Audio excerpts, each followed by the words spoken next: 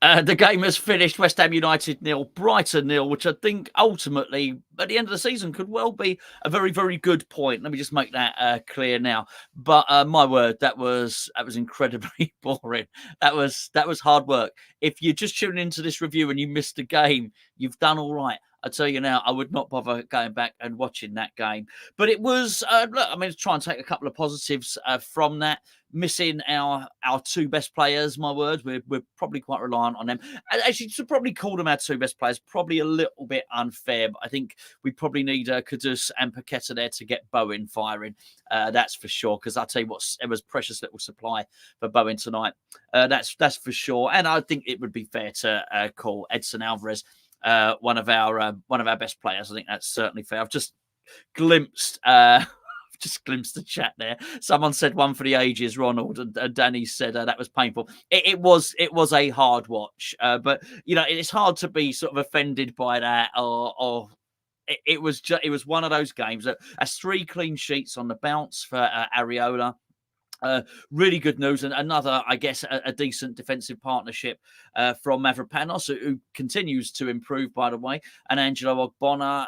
That being said, I think when we do our patron player ratings tomorrow, I think Areola will be in contention for the man of the match. He probably was the busiest of West Ham's players this evening. That's for sure.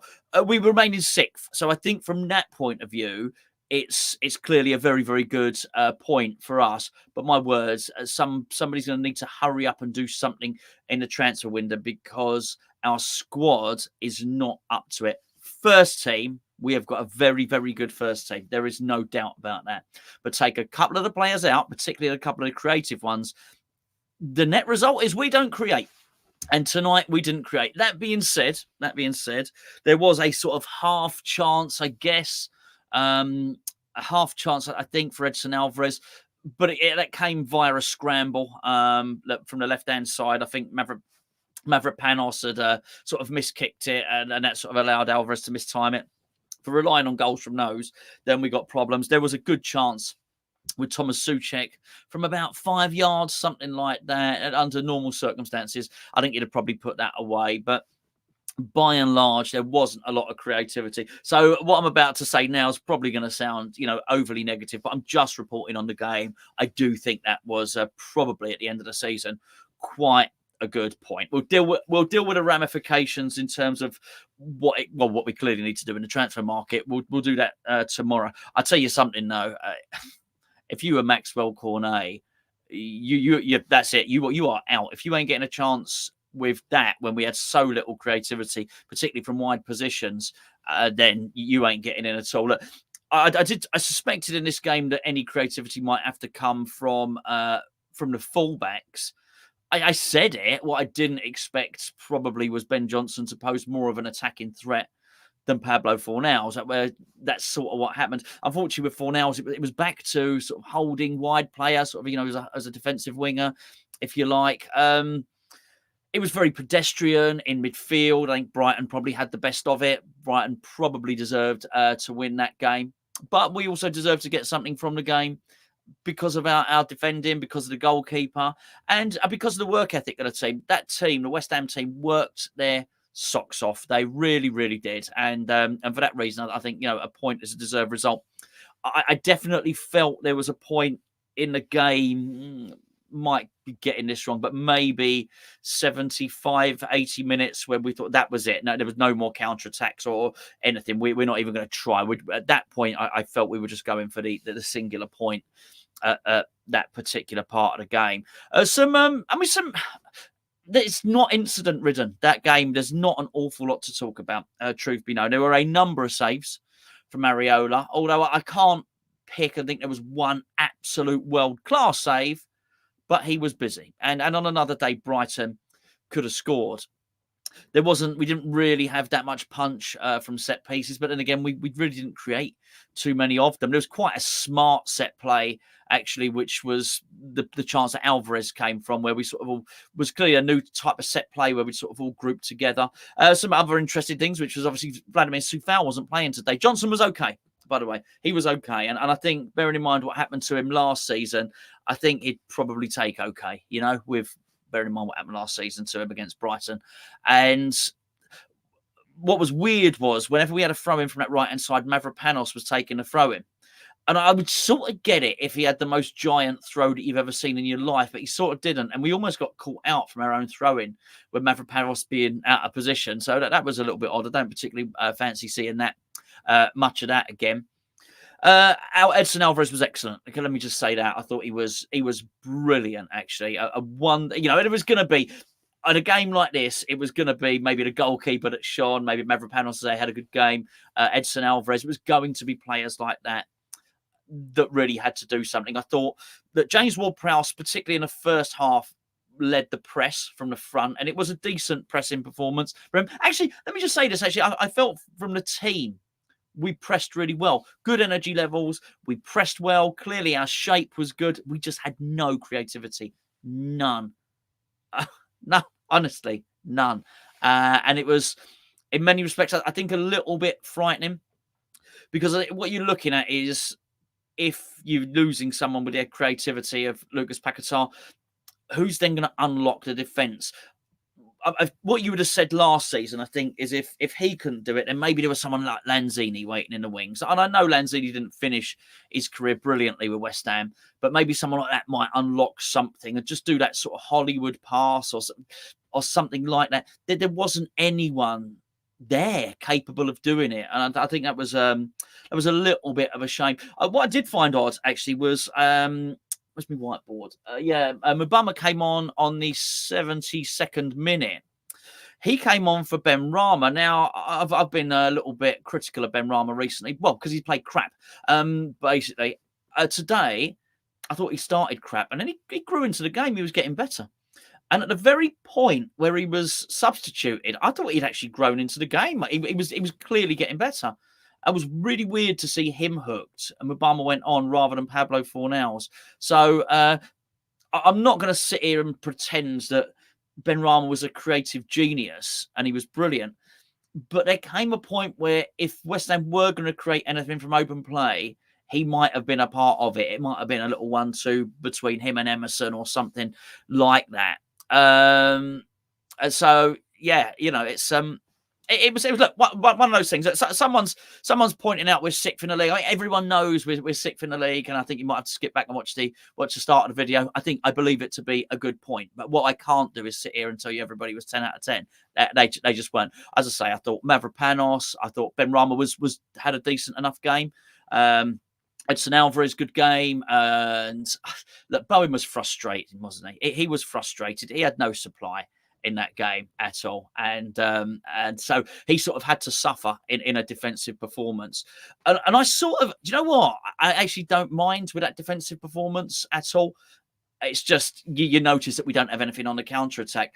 And I actually think that possibly this is the first time in a long time maybe that I feel we're good at defending. I feel that we've got a little something about us, you know, which is weird, really, when you consider we've lost, you know, our first choice centre-back pairing.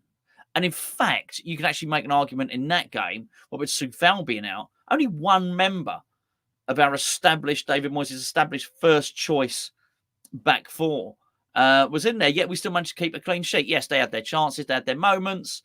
But you know what? I thought we did okay. And I just think Edson Alvarez is such a massive, huge part of the team. He really, really is. Without him, as I say, I said it before. I don't know if anybody got back to me on that. I'm interested enough we've kept a clean sheet this season without Edson Alvarez in the team. That would be interesting to know. I'm pretty sure by and large, he's a massive part of how good we are defensively. And I think when you've got someone as good as that, then they're going to keep you in the game. And I felt we were in the game. And I don't think I ever really gave up hope until probably, as I say, about the 75th minute, 80th minute, something like that. At that point, I didn't even feel we had a counter-attack on. But before that, I thought, you know what, there's a way we might nick this game. And I didn't feel particularly negative about it. But it was a boring game. It really was a boring, not entertaining game. You could tell it. You could hear that the stadium was quiet. There wasn't an awful lot for everybody to get behind. But I'll tell you the one thing that's good about that is I wasn't ready to decree that we'd put the bogey team of Brighton behind us following the 3-1 win. I'm bearing in mind what's happened the last few years. I'm not unhappy to get through a season against Brighton sort of undefeated. Hey, you never know. We might have to face them again. Well, possibly in Europe or the Cup or something like that. I think they got to get through to the last 16, didn't they? I'm pretty sure they did. So I'm not unhappy for that to happen. Actually, our bogey team, we've sort of laid that ghost to rest, I feel, a little bit. And I do feel that we could have caused them a lot of damage, even just one of the players. Just somebody to give either Jeroboam a bit of supply or a little bit of support. And I'm sure for those of you that watched it, you all saw him throwing his arms around at the end. He just did cut a frustrated figure. I think he's still learning the craft. He switched to the right-hand side, by the way, once Mitoma came on, just in case you were wondering. I think he's still learning the craft as a striker. But when you're ploughing a lonely furrow, aren't you, when you're trying to do that job up front on your own? That's for sure. Yeah, I mean, not that much incident. Not an awful lot to say about it, I'm afraid, boys and girls. That was I think it's bearing in mind we lost arguably our two most creative players. Let's put it that way. We know this. We know we don't have a bench. We just don't. We don't have anyone on there. We're just sort of looking at it, thinking, was there not a chance to bring maybe Earthy on from the I know he wasn't on the bench, but have him on the bench, just somebody creative. If sort of like Fornals can't do that final bit of magic, or Ben Rama's been struggling to do that of late, and if he's not going to use Cornet, maybe just one place on the bench for someone that can do a bit of wizardry might help. Just David Moyes is never going to play any of those guys anyway, I guess, and he will be happy. He'll be really, really happy to grind out that draw. What it does highlight is I'll cover this a little bit more tomorrow. We need to do some business in January, and we need to do it pretty fast if we're just going to sort of make sure that we don't massively suffer because two of our creative players are out. It's going to be hard. It's going to be hard to score goals without them. That's for sure. So I don't really care what guys it is, even if it's a striker. Look, having Antonio back probably would have helped as well. Another creative player, another creative midfielder, winger. Looks like it might be a left winger. We'll get to look at that over the next few days. But yeah, there you go. Ultimately, I don't think that's a bad draw. Boring game, but a good draw. I do think that's a good draw, a good point. Ultimately, the end of the season won't look too bad at all. Anyway, I'm going to love you and leave you there. There is honestly nothing else to talk about in that game.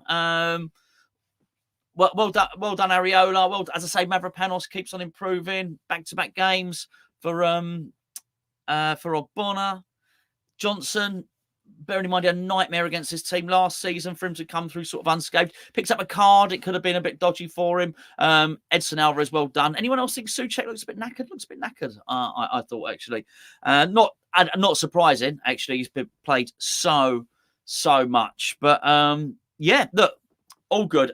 We get a little break now. When I say little break, we got FA Cup. That gives Lucas Paqueta enough time to get back. I do think he'll make the difference, and I think he could have made the difference today. But what it's shown us is we're a little bit too reliant on a couple of players. So let's bring someone in. Anyway, thank you for your patience. Thanks for tuning in. Thanks for watching. We'll be back tomorrow for our player ratings video.